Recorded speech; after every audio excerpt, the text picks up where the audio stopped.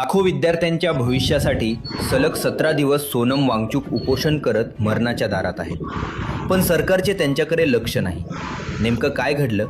तर CJPच्या आंदोलनात सहभागी झालेल्या सोनम वांगचुक यांच्या उपोषणाचा तब्बल 17वा दिवस संपलाय.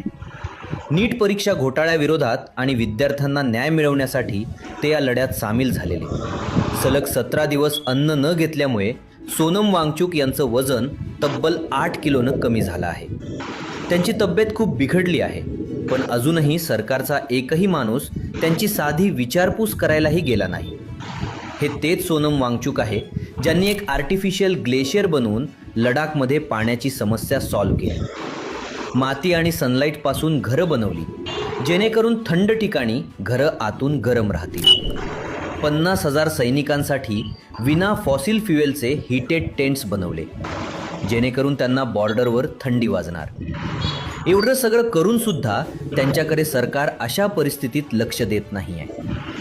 त्यामुळे तुम्हाला काय वाटतंय? सरकार यांना न्याय देईल का? कमेंट करून नक्की सांगा आणि फॉलो करायला विसरू नका.